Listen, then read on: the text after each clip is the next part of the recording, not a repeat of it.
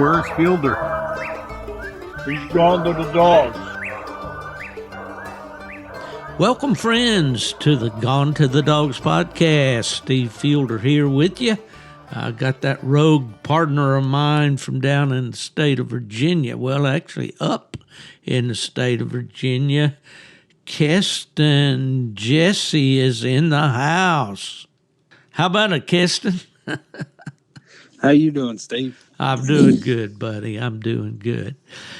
Hey, what you been up to, brother?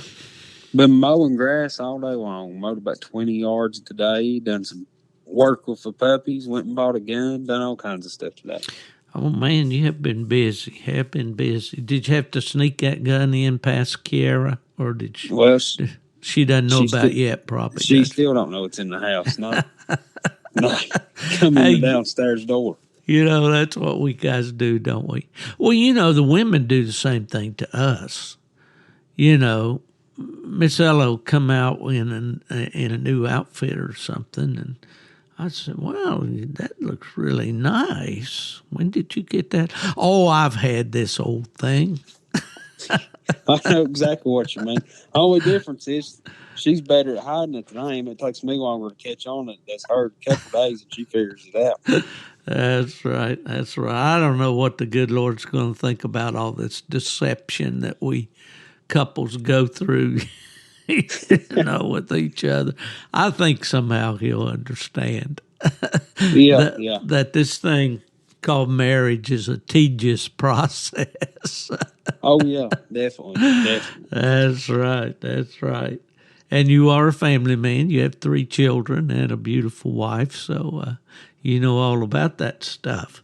Yeah, well, I got to come up in your country here lately and had a good time. Wish we'd have got to spend more time together. You know, the old saying is the path to Hades is paved with good intentions.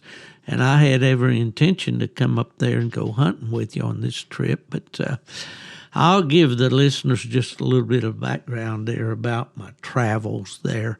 I've been back home here now, recording this on a Monday. Last Thursday I came home. The week before, the Thursday before, I jumped on a plane here in the Tampa, St. Pete area. Actually, St. Pete Clearwater Airport. And do you fly much, Kesten? I've been in a plane maybe 2 or 3 times my whole life, and it was opposite of what you done. I flew from here to Florida. I had some family in Florida. We used to go down there and visit a lot. Yeah. Well, with my work over the years, and without giving listeners my life history, but just real briefly, first time I flew was in 1967. I boarded an Eastern Airlines jet in Tampa, Florida. I was going to college down here, and my grandmother passed away in Tennessee, and I flew up to Nashville. That was my very first experience flying.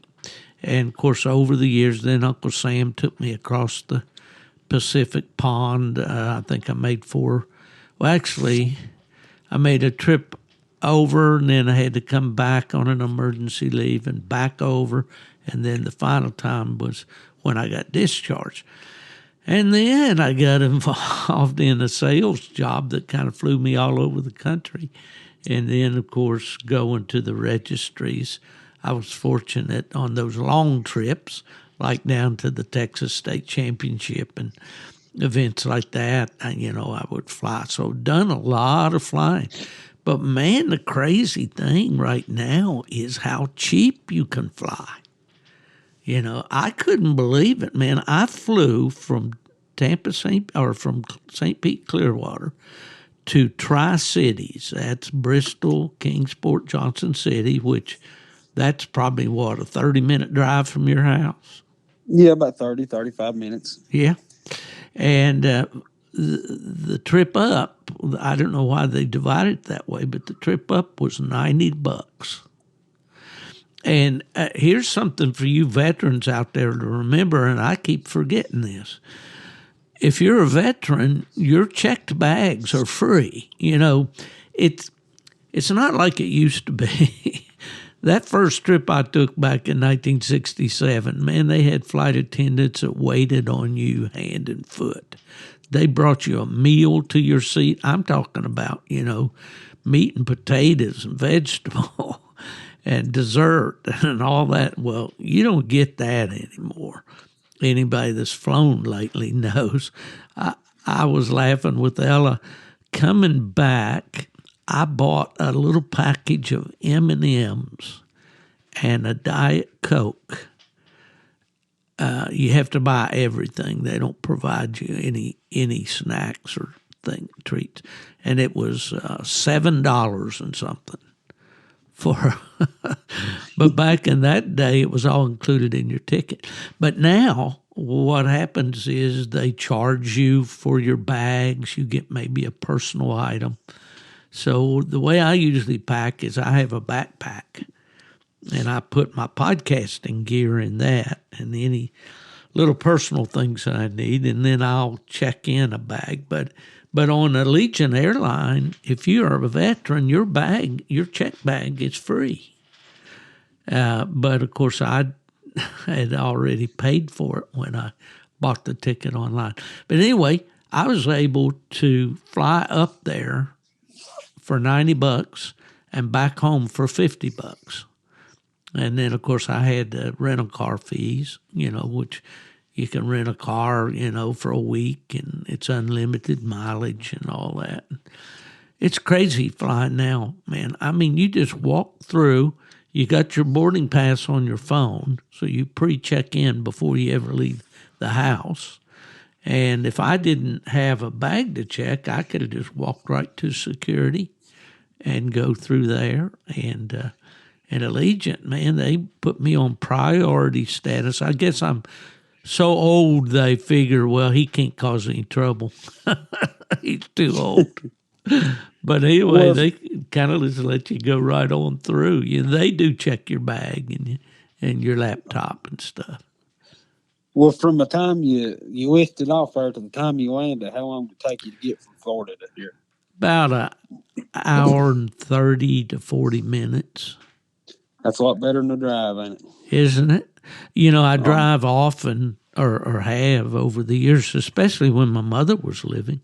I'd drive up to my brother's in Tazewell, Virginia, there in the southwest part of the state, 15 hours.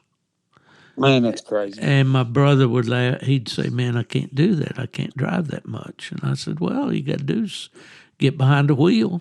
When you need gas, you pull over. When you need to go potty, you pull over. And other than that, you just drive.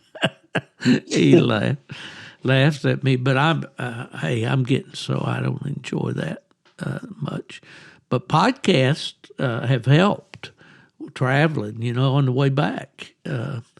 Last Thursday, I listened to a podcast coming back, and the flight was pretty much over by the time the podcast was done. So kind of digging all that. But tell you a funny story about the first time I flew was going to Florida.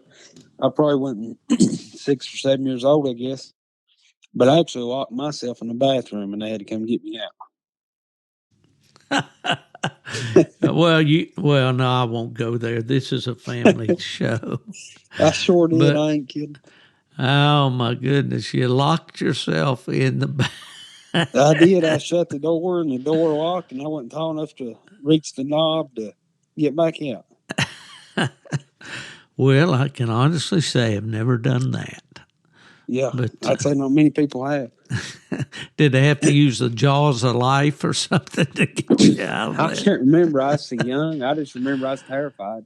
Oh, yeah. I didn't think anybody knew where I was at, and I was in the back of an airplane in the bathroom. Well, that's had to be kind of a scary experience for a young kid, the sound of those jet engines and all that movement. First time ever being in a plane, too. Yeah. I can remember as a kid my mother taking my brother and me to Detroit to visit my dad's sister. There's Mickey on my watch. I touched the screen on my Apple Watch again. Yeah, I heard it. He kind of makes his appearance every once in a while there. But our deal was to take the train, In fact, I'm not even sure at that point we even had an airport in my town. But I can remember being on those train cars and going from one to the other while the train was moving, and you kind of had to step outside, although it had these curtains like on either side, but you could look down, and see the railroad ties underneath, the train moving. That was kind of scary for a kid, But Oh, I'd say. times have changed. I guess that kid that rode on the first stagecoach, he was probably afraid too, wasn't he? I'd say so. And That's now, something I've never been on the train. really, yeah. Oh, that's fun. It's kind of a step back in time. Ella and I Yeah. talk about maybe taking a train ride somewhere, maybe an Amtrak or something, and go on a trip like that. But traveling this day and time sure is a lot different than it used to be. That's for sure. I could probably write a book just about the travels I had on the UKC motorhomes over the years and all the crazy things that happened when we were doing that. But well, all right. But hey, I wanted to talk to you about your hunting territory up there a little bit. No, before I do that, I want to jump into one thing.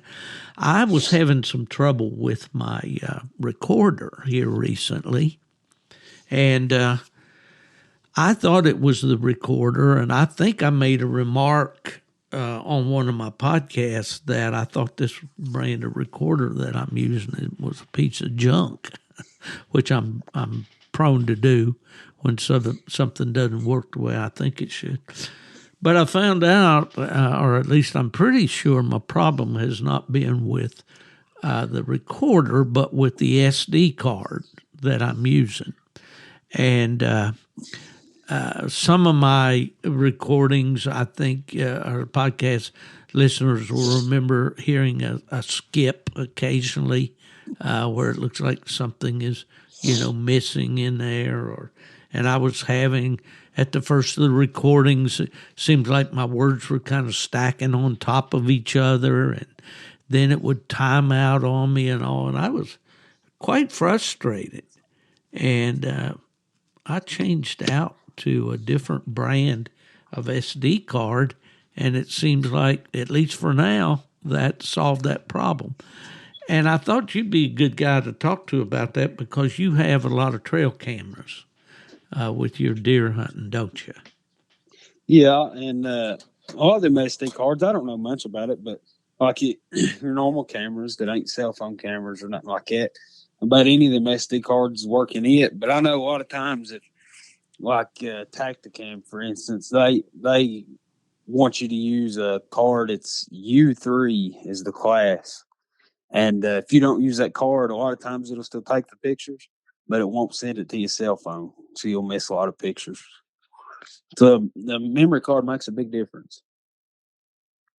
Well, that's interesting. Now, I'm holding the card that I was having difficulty with was a SanDisk brand, and I'm going to look at it right here. And what it says here, it's a 130 MB, I guess that's megabytes, I don't know, /S. And then it's got a V10, and there's the number 10 in a little circle, but it's a 32 gigabyte card. It's called the SanDisk Ultra Plus. Now, this is the one that I had the problems with. Have you used that brand before? I have, but the one I get, I believe it's called the SanDisk Extreme Pro is what I use. And if you'll Okay. look, it'll have like a U and it'll have a number inside that U. There's a 1, a 2, and a 3. I always get the 3. Okay, well, I'll look for that in the future. I think I can't look at the one that I bought because it's in the recorder that we're using right now. But I think it's called a PNB brand. Are you familiar with that brand? No, I ain't never heard of that It's brand. I think that's it. But at any rate, for right now, it's doing the job. So anyway, if I dissed the PodTrack P4 by Zoom recorder, for now anyway, I'm going to take it back. I'm gonna walk back what I said about it. But and without getting into a whole session here, I use a portable recorder. It's a four-track recorder because when you do these podcasts, they want each voice to be on a separate track. Therefore, if our producer Colby Moorhead has to raise your voice, for instance, he can do so without adjusting mine, or vice versa. So they want them on separate tracks. And so just recently, the episode that's airing this week as we're recording this one, I recorded with Bill Scheninger and Alex Recker. It was, I recorded 3 tracks at one time. So I have the capability of going up to 4. So that's probably about all the tech we need. But so you have several. Let's talk just a little bit about your trail cams. Do you have a favorite? Yeah, I like the Tacticam. I've got several of the Tacticam Reveal X Pro is what it's called, and I really like them. I run quite a bit of them during deer season. I don't know. I probably got 15 or 20 I use, and I don't have many problems out of them. And there's another. I won't say the name of it, but there's another one that I've had a few of. I bought 2 or 3 just to try them. They're a little cheaper. Cell phone camera. A lot of people use them and have good luck, but I've just not had no luck out of them. Well, I know in some of the states, issues are coming up about whether you can or cannot use trail cams, whether you can actually use them in the taking of game, or whether they're only to be used in, scouting and those kinds of things. And so I don't want to get into all that because I don't know what the what all the specs or the regs are, I should say. But we've learned in hunting of all kinds that the trail cams can be useful, and they've probably kept a lot of guys honest as far as trespassing. Because one never knows when that flash might go off and say, "Smile, you're on candid camera." So That's truth. Yeah. the older guys like me will remember that TV show where they would hide a camera and surprise somebody with it. But And some of them cameras, no, I mean some of them cameras $500 and $600. But at my experience, if you're looking to spend $200 or less, Tacticam is. I've had about all of them, and Tacticam's the one I've had the best luck in. Where do you pick those up? Most time I order them off Bass Pro. Walmart has them sometimes, but they don't last long at Walmart. Yeah. Okay, there you heard it on the Gone to the Dogs podcast. That's our consumer feature for the day by Mr. Kesten Jessee. Kesten, we did get together this last week, although we did not get to go hunting, and that's probably been my fault. I'll kind of recap for listeners the trip that I took. I flew up to Tri-Cities Airport there near Kingsport, Tennessee, and just had a short drive over to Greenville, Tennessee, where the American Plot Association holds their annual Breed Days event. It's a 3-day event, I think Thursday, Friday, Saturday, and I was there for all 3 days this year, and something I haven't done in several years. And thanks to my friend Bill Scheninger, who had rented an Airbnb there, a cabin about 10 miles away from the event, and invited Mark Miller and myself and Mark's friend Steve Poor up to stay with us. And his friend Brad Hyatt also stayed one night. We had a great time. It was a nice cabin, really nice setting out in the country, good place for the dogs and all. And just, as I said, just a short drive back and forth from the grounds. Now, the weather was a little bit cool up there, as you know. That would have been a week ago from when we're podcasting right now. But anyway, we had a good time, with the events, and we mentioned some of that stuff last week with the interview with Bill and with Alex Recker.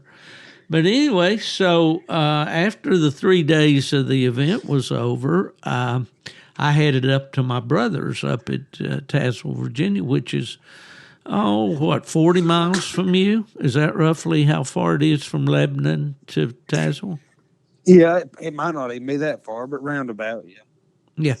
So I got to stop over, and you took me out and showed me around some of the territory that you hunt. And I found it pretty interesting. You've got a lot of hunting, but it's not as far away from civilization as I thought. There's quite a few houses, quite a few roads, and so forth. Describe a little bit what kind of territory you got there, Cass?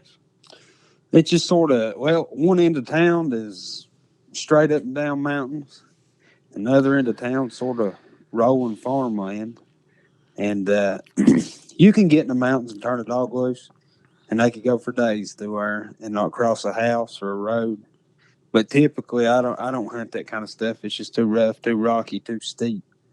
I hunt more the farmland, and there's a lot of roads cut through it, and there's houses about everywhere. I mean, you got to watch where your dog goes, and well, it's mainly cattle country, isn't it? That's all it is. Yeah, mm-hmm.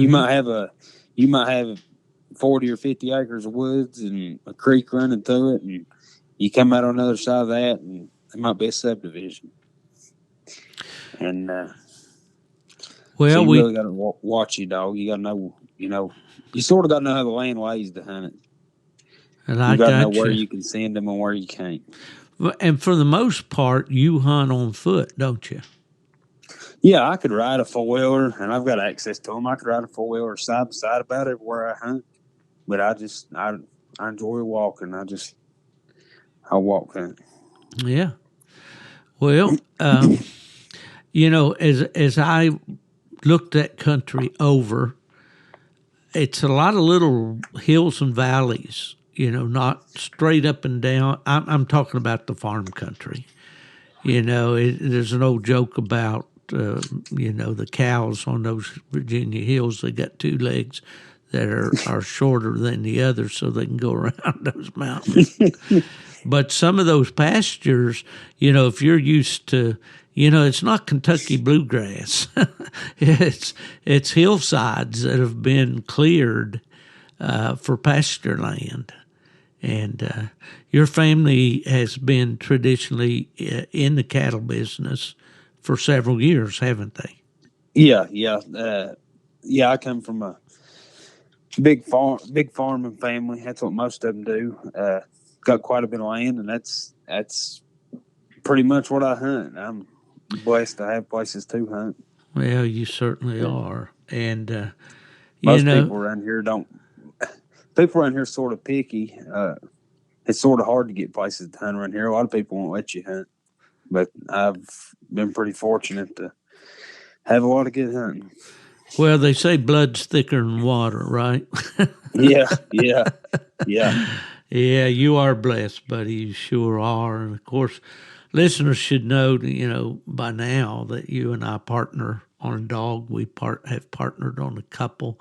The way we met initially was I had been on a trip up to Pennsylvania and picked up a puppy for you up there and brought it since I was up there anyway. And we'd made contact, and that's the Clyde dog that you're hunting now. And we're going to talk about our dogs here in just a minute. But Yeah, but that country mainly, what do the coons feed on up there? Or that? Well, during the wintertime, during the fall, acorns, stuff like that. And then during the wintertime, a lot of it, it's hard to find coons in the wintertime, but when you find them in pockets on the farmland. You might have one guy over here with cows, and he don't feed nothing but hay all year. And then you might have the neighboring place, and they're feeding grain and silage all year. Well, you're going to find your coons wherever the silage is at. And so throughout the winter, that's basically what I do. I hunt the people's places that's feeding silage. Yeah. And there's creeks. Every holler around here about it has a creek running down it, and Oh, yeah. they turn rocks over and crawdads, and then during the spring, the frogs, just all that stuff. Well, if you're a novice hunter and just getting started in coon hunting, one of the things you need to know is where the coon's feeding at different times of the year. And one thing that you can always count on is to find coons around water. Yeah, Right? You agree? yeah, yeah.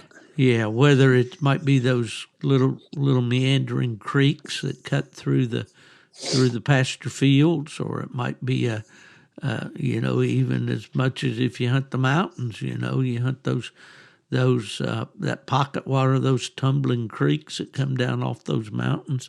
Those and that's when it really gets to be fun. You're in those mountain laurel thickets that border those creeks, but anyway, My favorite time of year to hunt the mountain is when the acorns are dropping and wild cherry season, when the wild cherries are in.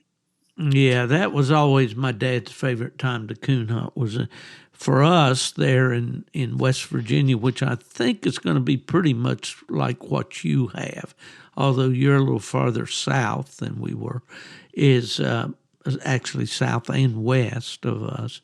But those wild cherries were predominantly ripe in late August and September. Is that the way it is there for you? Yeah, that's about the way it is. And when they come in, you gotta really pay attention. When they come in, they go quick between the coons and the birds and everything. Yeah, and They typically in that country, farming country and all, you're going to have those wild cherries in fence rows, aren't you? Yeah, fence rows. I got this one spot that just comes to mind when you say that, and it's in the mountain. It's pretty rough hunting, but there's a fence line, and it's probably, I don't know, a half a mile long, and it ain't nothing but wild cherries. Just a straight fence line, and I always tree a lot of coons there. Yeah. Well, in these podcasts, and we want to get into that too about the different podcasts that are out there and the ones that we listen to. But you hear a lot about the winning and about who got what for a score and which dog's doing this and that. But I don't hear very much out there about the fundamentals of coon hunting, about, you know, the act of finding where coons are. And that's so important to me, especially if you're a pleasure hunter. I think the object to getting leaving the easy chair and going out in the dark, whether it's the heat of summer and swatting mosquitoes or the cold of winter, is you want to tree raccoons. And knowing where they are, man, that's half the battle.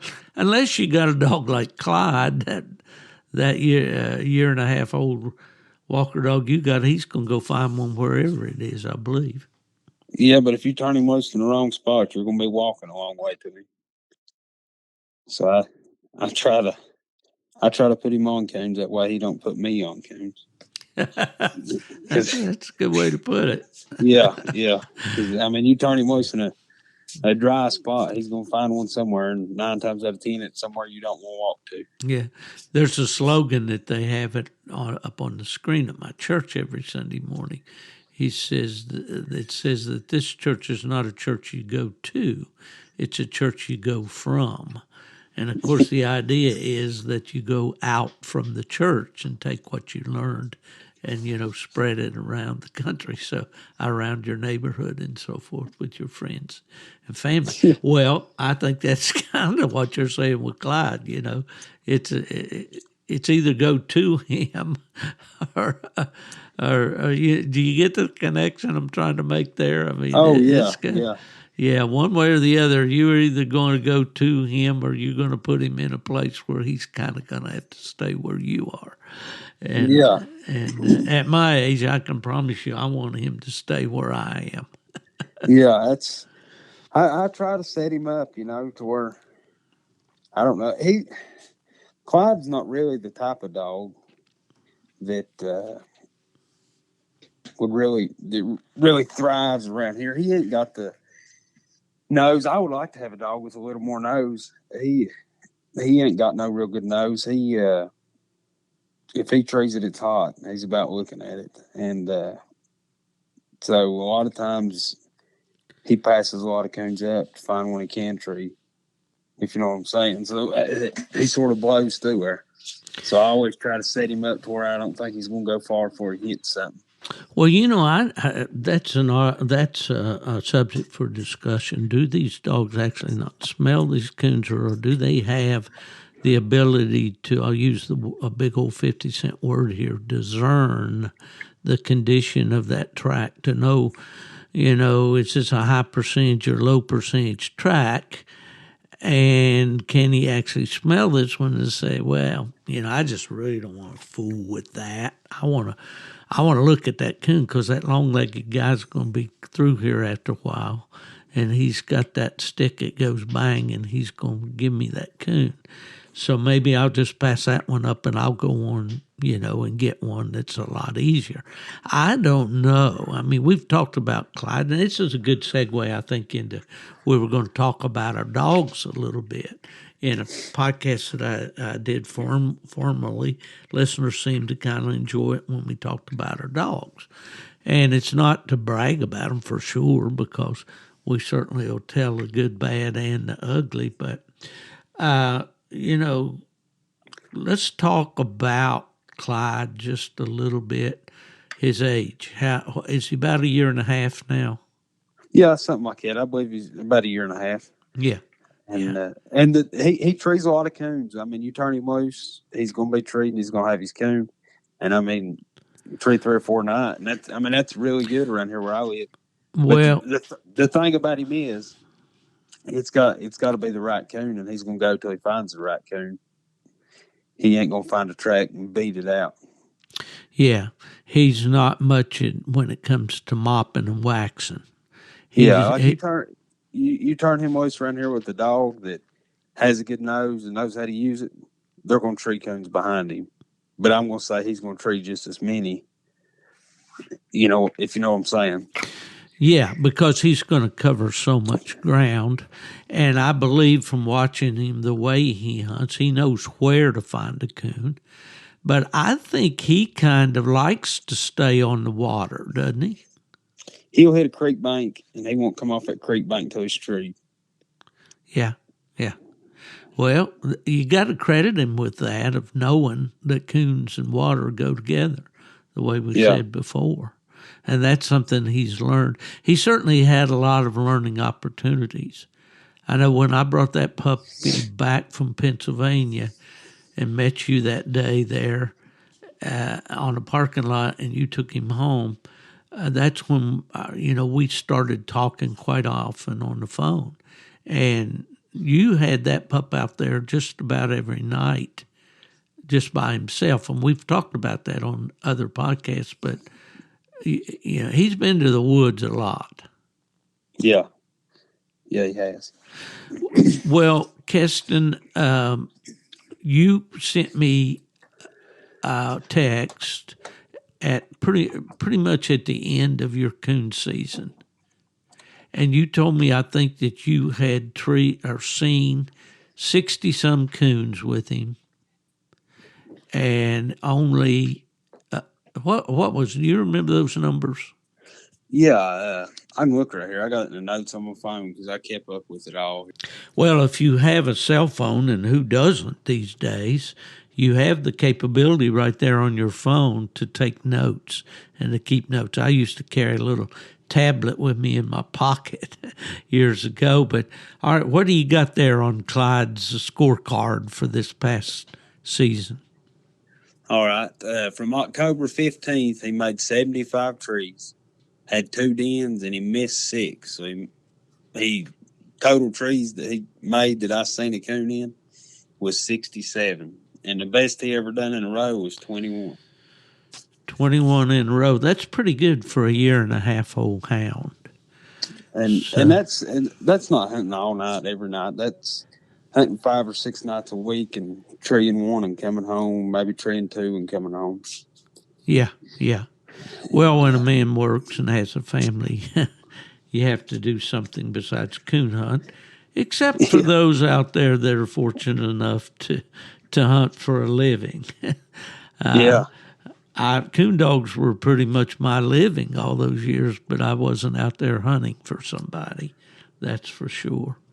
Well, that's what we have with Clyde, a dog that, and I say we, I don't own a hair on him. He's yours 100%. But what you The have, best way, what I was saying earlier, and I'm going to say it again, a word a little different. The best way that I can describe him is if you had a dog with a good nose and you turned him loose, side by side, gave him an hour, and you could get to him, I'm going to say he's going to treat just as many coons. You're just going to do more walking than you would around here with a dog with a good nose. I got you. He just goes a Absolutely. little farther to get it done sometimes. Right. You are. Well, and you alluded to this fact that a dog might tree some coons behind him, Yeah. And there's certainly those, especially in my age group, that enjoy a dog that, as we say, that takes a track the way he comes to it. And whether it's hot or cold, he's going to try his best to finish that particular track. And so Clyde's not that kind of dog. No, a lot of times he won't. If he don't think he can finish it, he ain't starting it. And then there's an occasion he'll start one that he can't finish, or he'll sit there and stand on his head on it until I get aggravated with him and make him go on. But for the most part, he don't mess with nothing he can't finish. Yeah, for sure. Well, and there again, I always try to like my dad was with me, always turn everything into a teaching moment. For those that are listening and may not, have been hunting as long as we have, there are different types of dogs out there. So if you're living in an area, maybe your hunting territory is limited as to size. You may be like Bill Shinniger spoke of last episode about, having mile or mile sections with paved roads all the way around.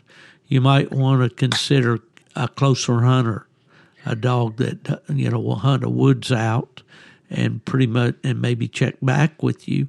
Now that may not be what's popular, and that may not be what's winning the biggest checks in the sport of competitive coon hunting, but there is a level that you can play. That's the great thing about this sport. There's levels for everyone. Okay, and you find a club, you'll know pretty soon if you go out on a cast or two, you'll find out what their hunting territory's like, the type of dogs you're going to be competing with, and so forth. So it requires a little research, a little time, but these dogs do come in different styles. Again, I think there's two ways, and probably the best way is find an older cooner that's maybe heading toward the end of its career, but it's a solid dog. A coon treer is always the best place to start. And then you can get a good-blooded pup and put it along with that dog and let that dog teach him some things. Of course, Clyde is a self-taught coon dog. He didn't have the help of another dog because you never really hunted him with another dog. Probably 5% of the time he's been hunting in his entire life. I'm gonna say he'd seen another dog maybe twice before he treated his first coon by himself, and then from the time he treated his first coon by himself, I'd say he didn't see another dog. I'd say he treated close to 100 coons before he seen another dog. Yeah, yeah. Well, we've talked about Clyde before. I call him the coon hunting vending machine because you put your money in when you cut him loose, and there's going to be candy's going to drop somewhere. It's Somewhere. hard to tell where, but it's going to drop. That's for sure. And again, we'll talk about Little Phancy. We've got this Davis Rosedale Frogger, who is probably one of the most famous stud dogs out there in the country right now. He's just red hot. And Randy Smith, again, we'll mention Randy. He's bred 3 or 4 times to him now. And we got a puppy out of Randy's Jillian female who was out of Bone Collector, and his world champion Sue female. And Phancy, she's come along. She's made a lot of progress here lately, hasn't she? Yeah, she, how old is she? 6 months old? Yeah, she's 6 months old now. And I've had her out a lot. She goes about every night I go. And big difference from day one to now. I mean, she goes hunting. She'll split off from Clyde. She's got to where she's running her own track. She just ain't figured the tree and part quite out yet. But I believe she'll be just fine. Yeah, I think from your reports and what I see out of her, she's been steadily progressing, and I like that in a dog. I like a dog that goes along at a steady clip and gets a little better, seemingly each time that you take them. Sometimes the ones that just come right out of the gate, and they just look like world beaters, and then they kind of get a setback or they don't get any better. But she's definitely progressing along. One of the things that we've learned about her, I believe, is that she's going to be a nice track dog, isn't she? Yeah, I believe she'll have the nose. I believe she'll be more the type of dog that I would want to hunt. She's going to have more of a nose. Yeah, she's definitely going to be more of a track dog. Well, I think you told me the other night there was a track that Clyde was having a little trouble with. Yeah. And didn't she come on through on that? Yeah, that was a track. He got in there. It was late. I don't know what time it was. It was after 12 o'clock. And it was a bad track. And he got in there and I don't know. He's having trouble just getting it started. And I was just watching on the Garmin. And she came in there to him. And she had it lined out in just a few seconds. And then they both took it on. But that goes back to what I was talking about Clyde. I mean, he just ain't got the nose. And sometimes he'll find a bad track and he'll want to beat around on it a little bit, and I had to move him on. But she lined it right out, and they ended up treeing it. Yeah. So there she is at 6 months old. She's contributing already, Yeah. I think you got to look for the victories instead of concentrating on the problems. With puppies, I think mistakes that a lot of guys make is they go right out now. I got to start training on this pup. I got to start. She's got some flaws, and I got to start fixing stuff. I think that's a big mistake with a puppy. I can't overemphasize that. Let the pup be a pup. Let the pup learn, okay? The first time we were out on a coon hunt, and we were going into the woods on an old dirt road, and he pulled over and he said, "Come over here and slide under the wheel. I'm going to let you drive." Well, all I could do to keep it between the ditches, and I'd have too much foot on the gas and too quick on the brake and all those kind of things.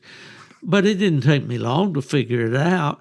And that's the kind of thing, I know that's probably oversimplification there, but that's the kind of thing is with these pups. Let them figure it out.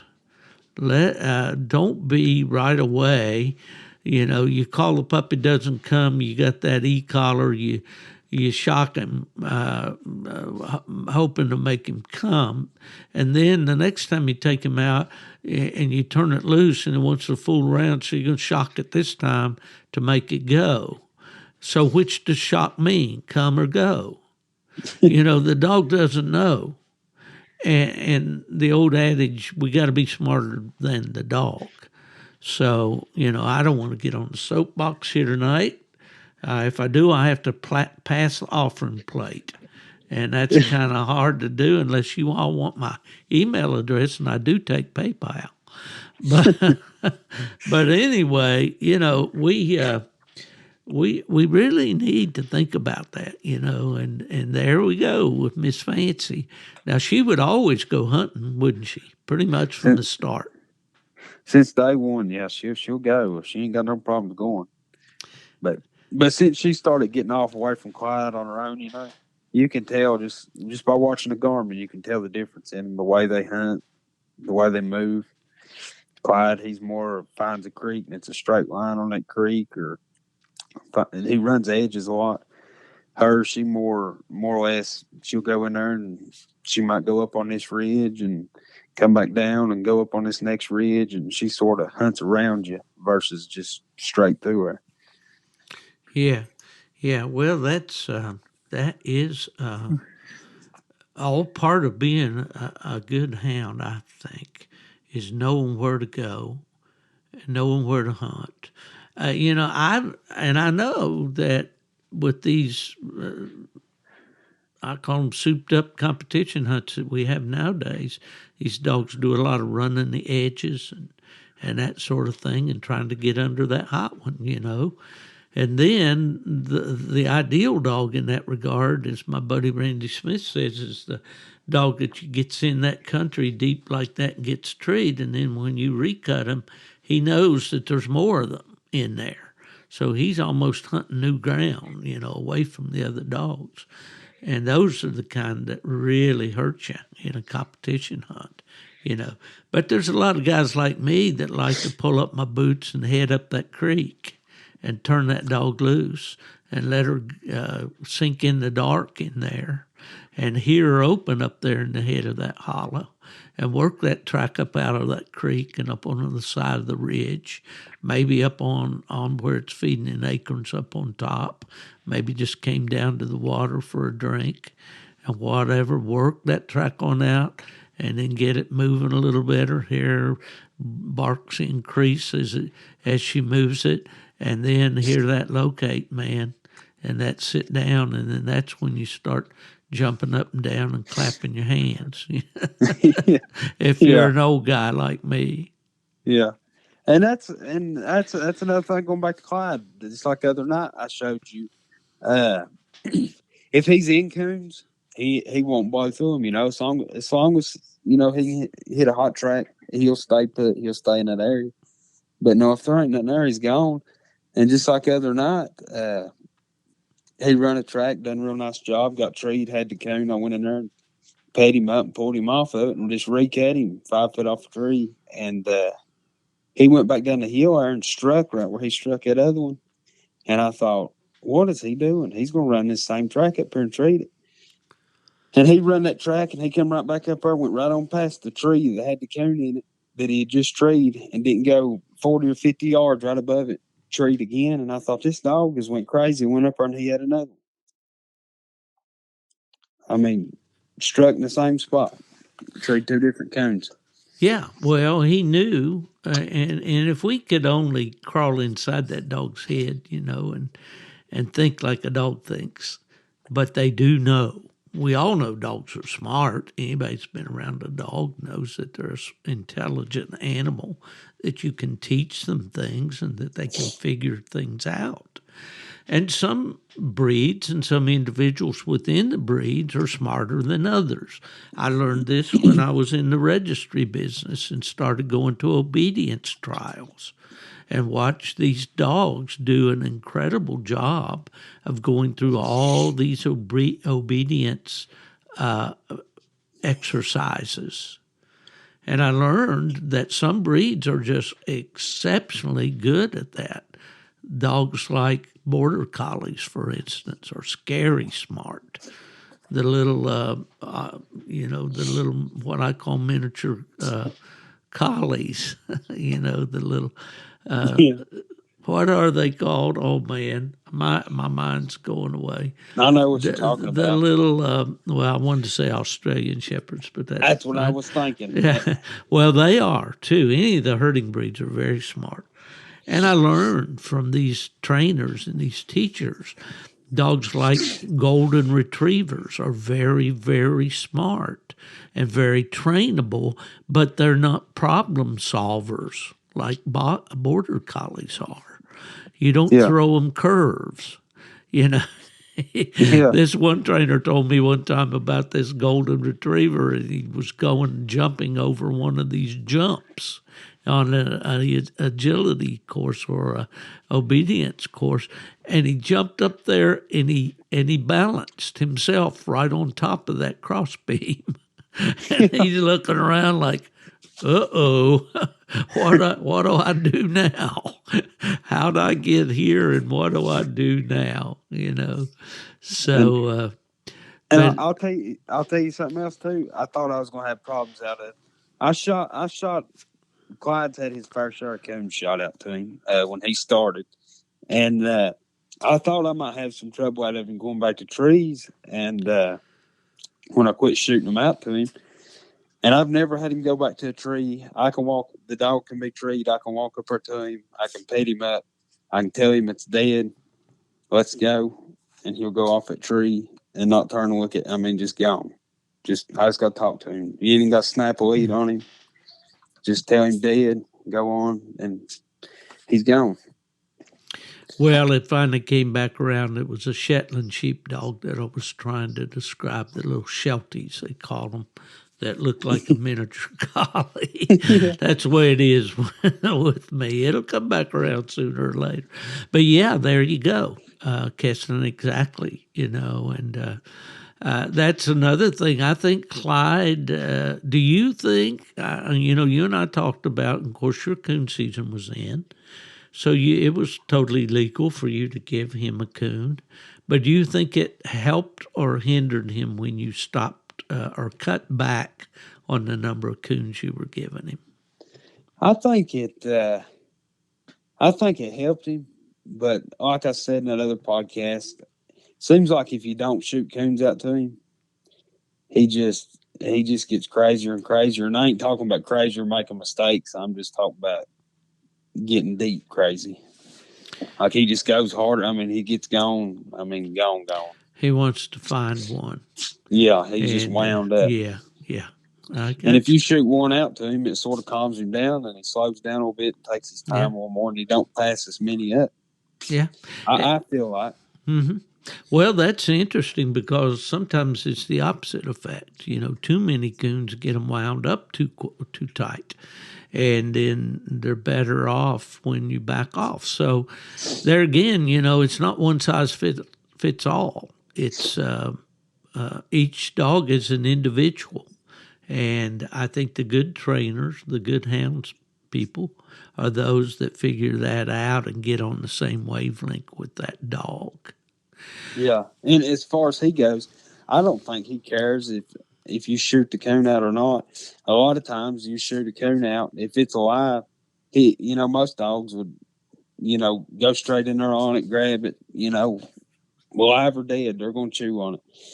And not him. If it's alive, dead, whatever, a lot of times he'll walk up to it, just sort of smell of it, turn around and go. I mean, he's back to the woods. I mean, he don't he don't much care for a coon as far as fighting one or chewing on one. Yeah, You see well, a there lot of again. dogs. You see a lot of dogs. Hmm. It's a fight to get the coon away from the dog. That's just not him. Right. Well, I should have had my partner Mark Miller on with us tonight. Mark's probably in the woods. I know he's getting Fever ready. Hopefully, he's ready by now for the Tournament of Champions because the TOC regional hunts will be happening. This is Monday, and they'll be happening on Friday of this week. And it'll be history. The dogs have to get one. I think there's 12 spots maybe available in the zone or the region that we're in, which we'll be hunting in Comer, Georgia. I think that's Region 6, if I'm not mistaken. So next podcast, I'll be able to give you some news about how that went. But Mark, I've said this about the Fever dog, and the listeners know that I partner with Mark on this plot. And Fever's 17 months old now. In about 2 weeks, he'll be 18 months. And he had a big weekend with the events at APA Plot Days, where he won the treeing contest for bear and coon. He won the water race for champion dogs. He won the water race for the overall, or the open water race.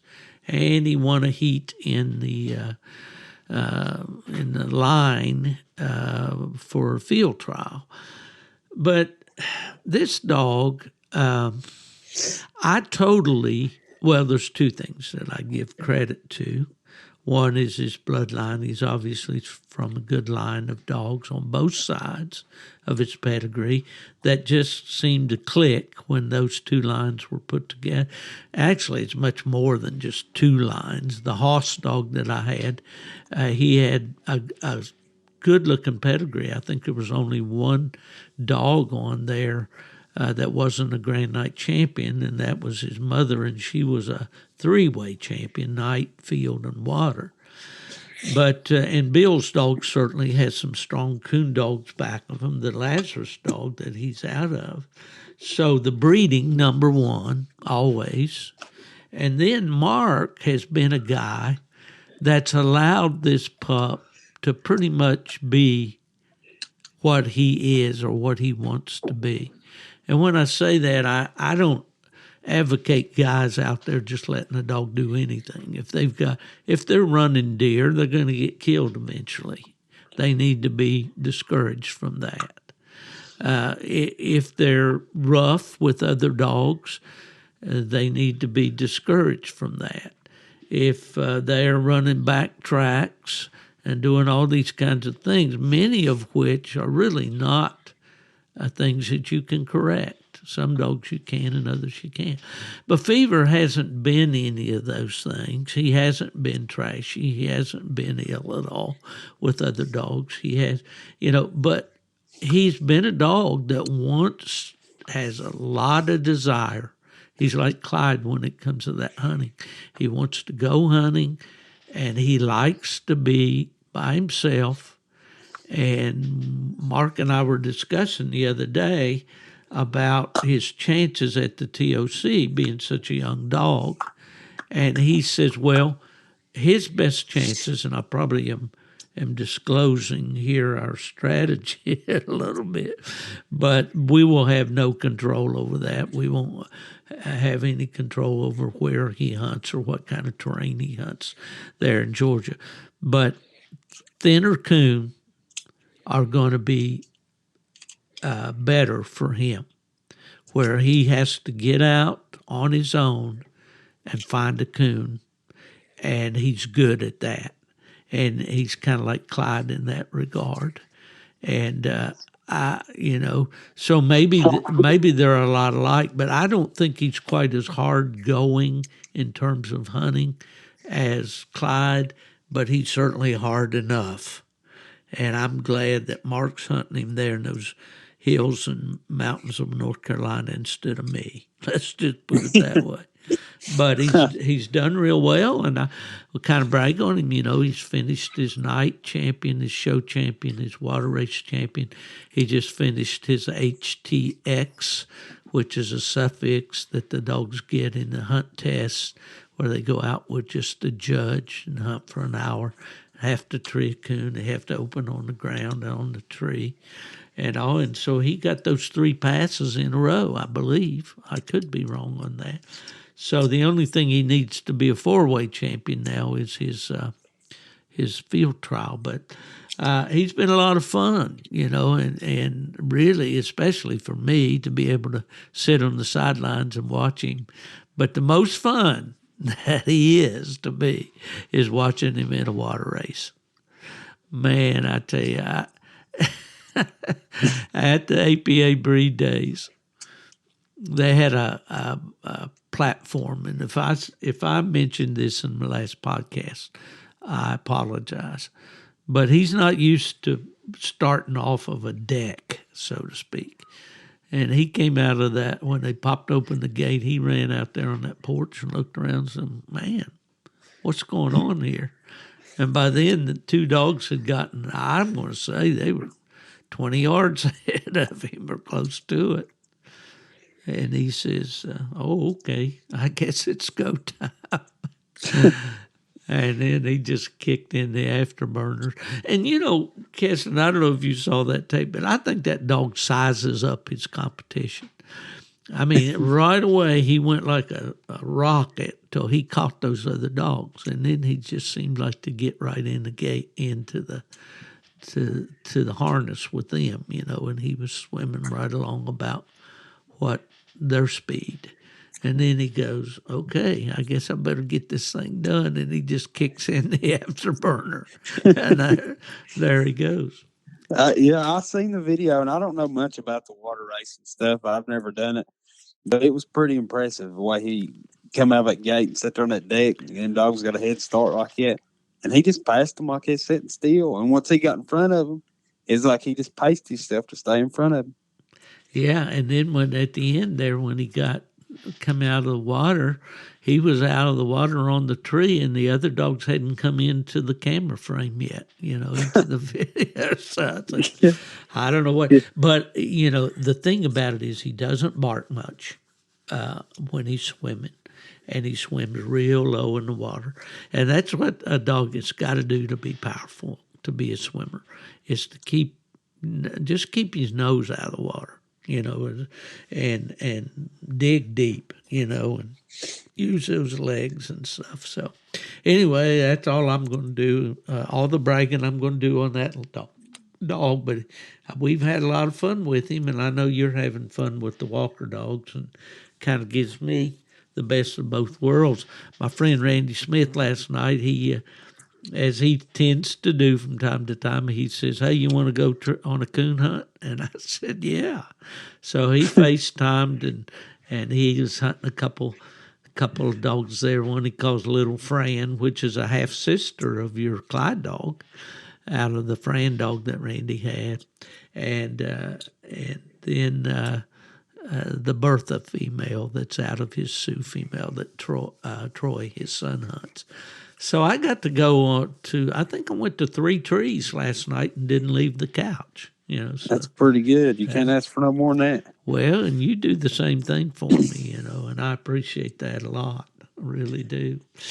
Well, let's see here. I wanted to mention real quick, and we've done 30, 40. We've gotten past that hour. We're heading toward an hour and a half here, and I know are you going to the woods tonight? Yeah, I'm definitely going tonight. Okay, well, we don't want to keep you up. It's about 8:15 here in the eastern time zone. I did want to take the opportunity to welcome a new podcaster that's burst on the scene, Bryce Matthews from Indiana.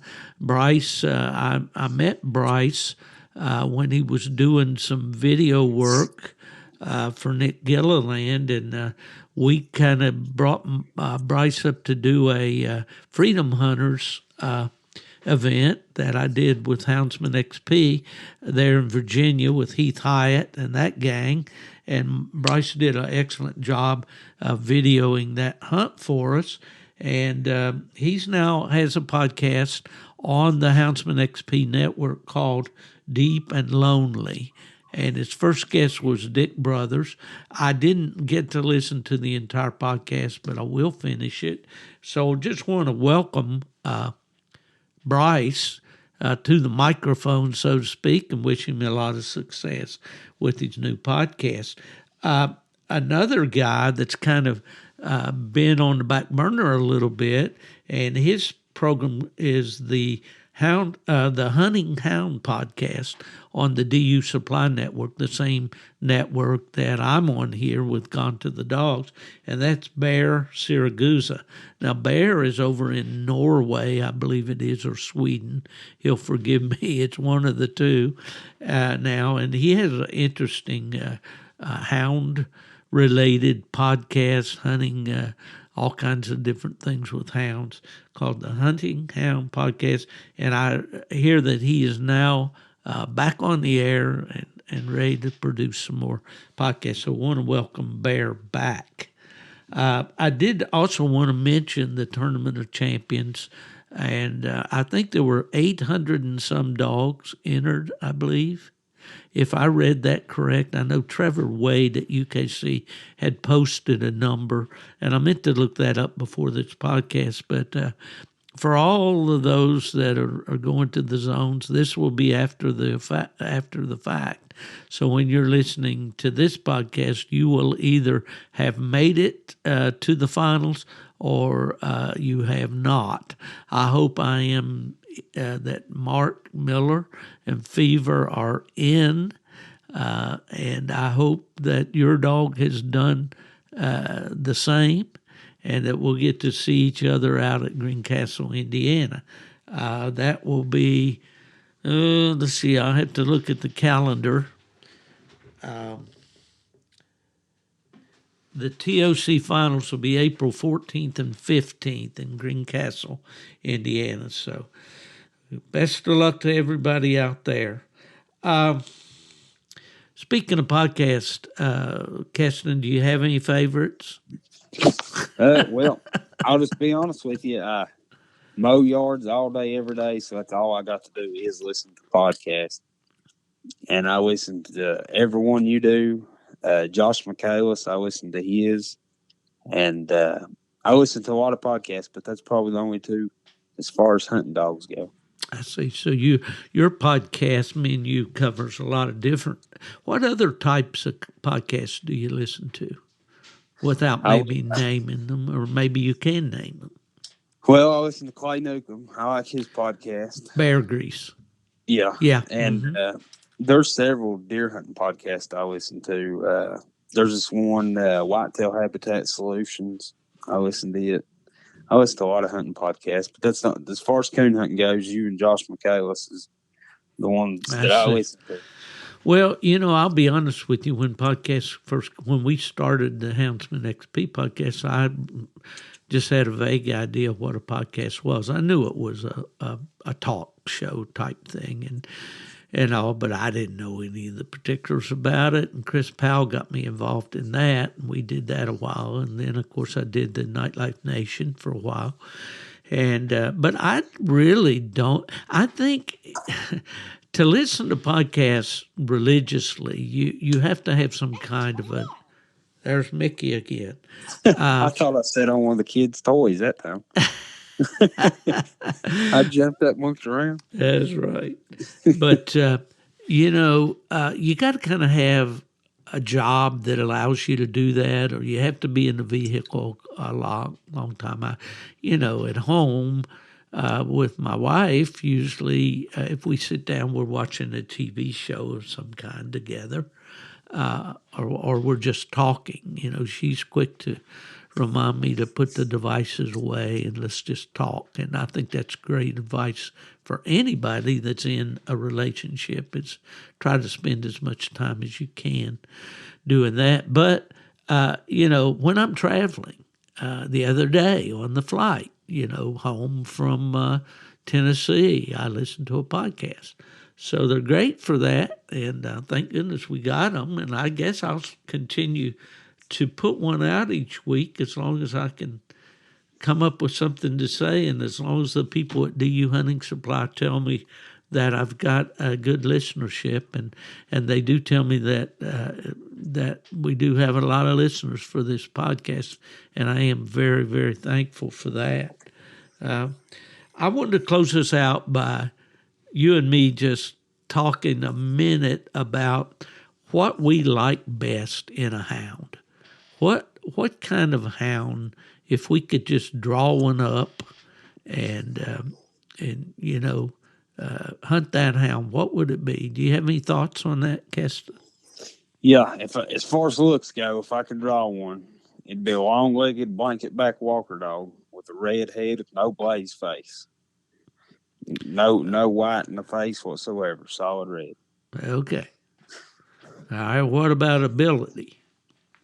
I want one that takes its track as it comes to it, but not a dog that's going to stand on its head. A dog that can work a track out and go with it. Get the coon treed.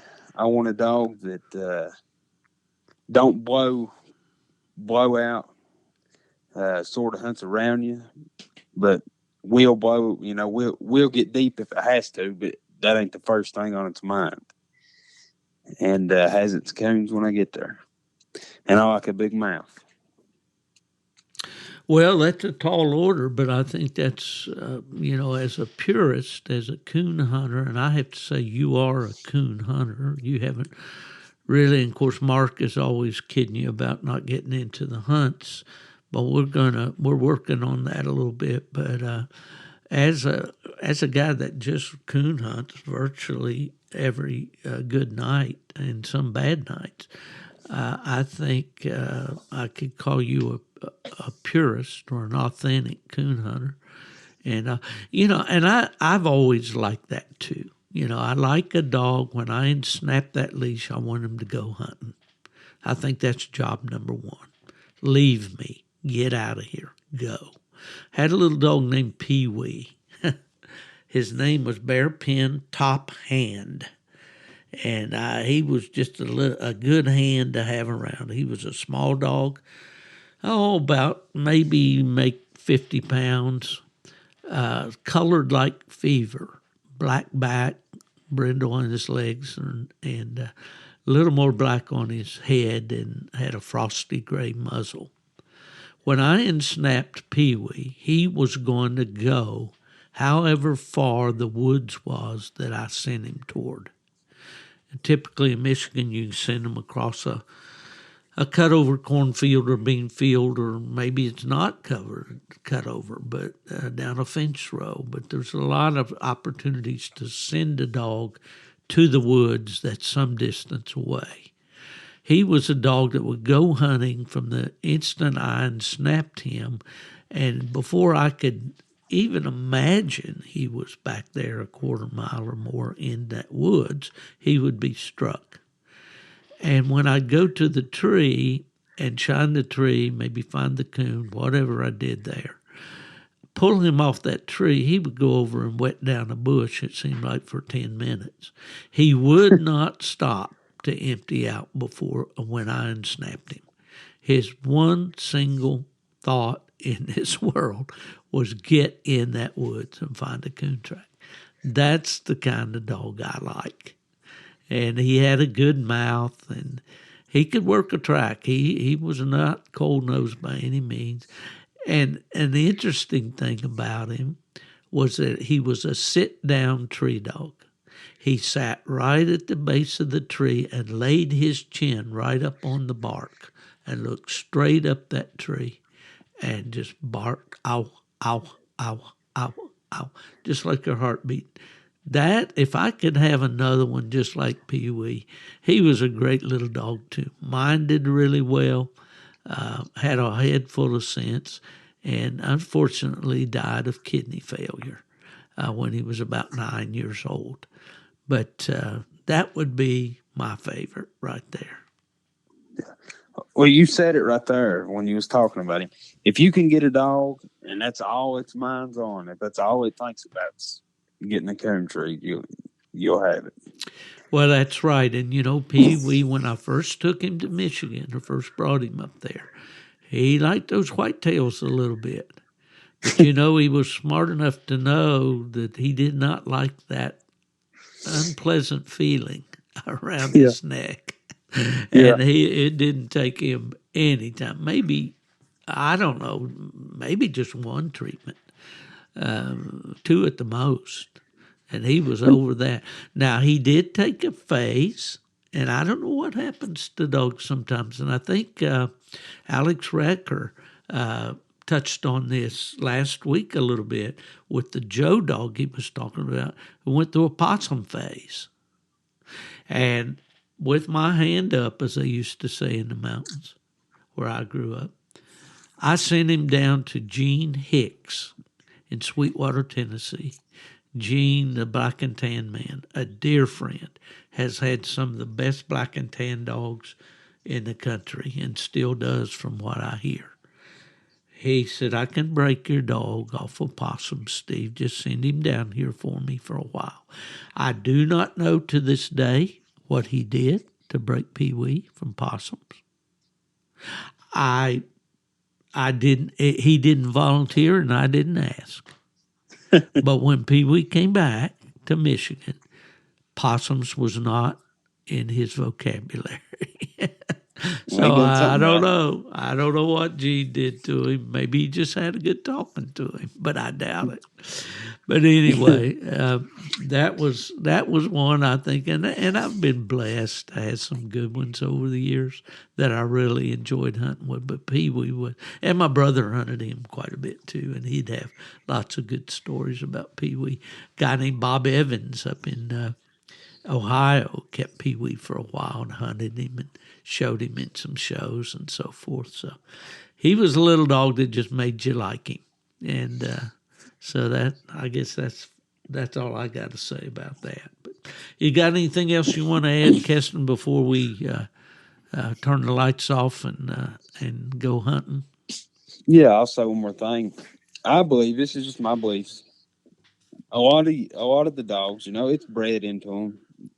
If you give them the opportunity, they're going to tree coons. That's what they're bred to do. If you give them a chance, I'm going to say 8 out of 10 of them will wind up treeing coons. And the hardest part, if there's one part I can master, if I can figure out how to do it, is if you can just keep the dog from getting distracted. When you turn a dog loose in the woods, there's so many distractions for it.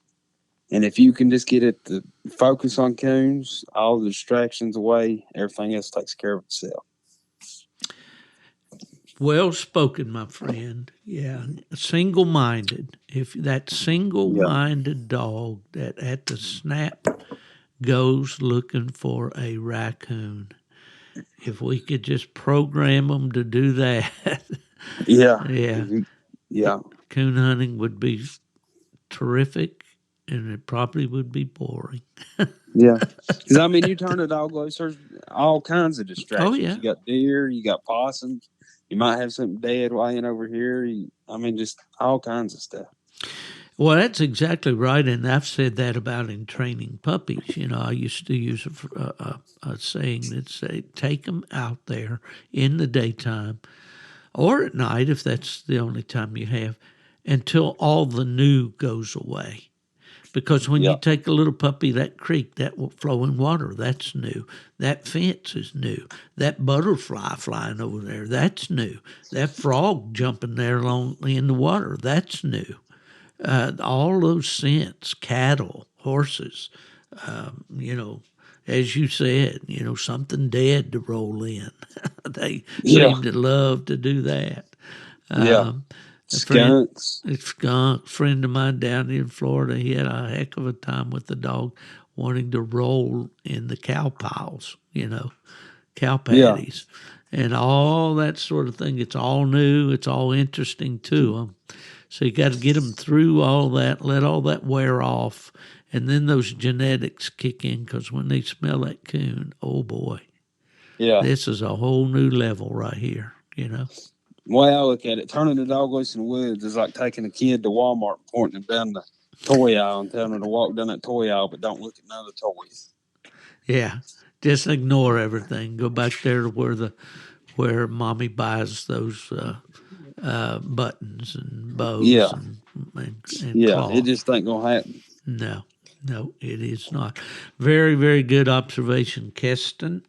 I'm looking forward to getting a video here after a while. You and Clyde and Phancy sitting under one of those Virginia coons. I appreciate you coming on with me tonight, buddy. And I think it's been a good time. I've enjoyed it a lot. So With that said, I want to thank my friends Buddy Woodbury, Jason Doobie, my producer, Colby Moorhead, all those that make this podcast possible. If you need anything in the line of hunting supplies, apparel, especially electronics and the service and advice that goes along with them, it's dusupply.com. Thanks to Kesten Jessee for coming on with me tonight. Kesten, if you're looking for me, buddy, I'll be gone to the dogs.